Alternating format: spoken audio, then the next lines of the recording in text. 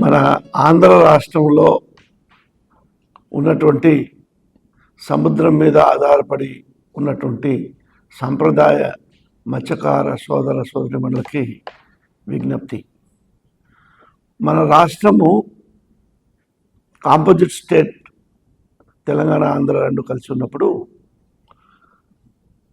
సముద్ర సంపద మీద కావలసినంత దృష్టి పెట్టలేకపోయినాం. రాష్ట్రం విడిపోయిన తర్వాత మనకున్నటువంటి తీర సంపద ముఖ్యంగా 1053 కిలోమీటర్ల సముద్ర తీరం ఉంది. సముద్రం నుంచి 12 నాటికల్ మైల్స్ అంటే 23 కిలోమీటర్లు సముద్రం లోతట్టు భాగం వరకు రాష్ట్రానికి టెరిటోరియల్ వాటర్స్ కింద మనం మత్స్య సంపద వృద్ధి చేసుకోవడానికి, ఈ భూభాగాన్ని ఆంధ్ర రాష్ట్ర అభివృద్ధికి ప్రయోజనానికి ఉపయోగించుకునే దానికి ప్రత్యేకంగా ఈ రాష్ట్రానికి అధికారం ఉంది.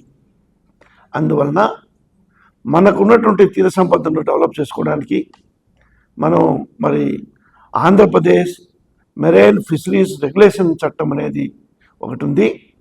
ఆ చట్టము ఎప్పుడో లాంగ్ బ్యాక్ చేసిన చట్టం కాబట్టి అందులో అప్పటి పరిస్థితులకు అనుగుణంగా చట్టాన్ని చేయడం జరిగింది.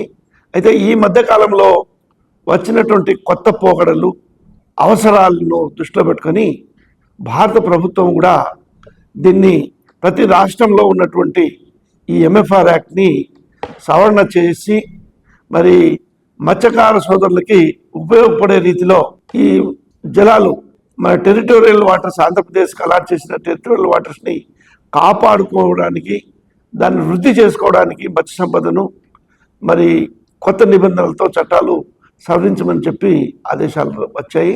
దాంట్లో భాగంగా మెరైన్ ఫిషరీస్ రెగ్యులేషన్ యాక్ట్ కాస్త marine fisheries management and regulation act అనేటువంటిది తీసుకురావడానికి నేను జిల్లాల అధికారులకి, అక్కడ ఉన్నటువంటి మన మెరైన్ మత్స్యకార సోదరులందరికీ మాట్లాడి వారితో చర్చించి ఈ చట్టంలో అందరికీ ఉపయోగపడే రీతిగా ఈ మత్స్య సంపదను కాపాడుకునే రీతిలో తయారు చేయడానికి చర్య తీసుకుంటున్నాం. కాబట్టి మత్స్యకార సోదరులందరూ దీన్ని ఉపయోగించుకొని దీన్ని ముందుకు పోవాల్సిన అవసరం ఉంది. ముఖ్యంగా రాష్ట్రం విడిపోయిన తర్వాత మన రాష్ట్ర ప్రభుత్వము, గౌరవ ముఖ్యమంత్రి వర్యులు మత్స్యకార కుటుంబాల యొక్క పర్ క్యాపిటా ఇన్కమ్ గ్రోత్, అది ఇప్పుడున్నటువంటి పర్ క్యాపిటల్ ఇన్కమ్ గ్రోత్ కంటే 28-29 సంవత్సరానికల్లా అది 5 లక్షల పర్ క్యాపిటల్ ఇన్కమ్ గ్రోత్ ప్రతి కుటుంబానికి వచ్చే విధంగా చేయాలి.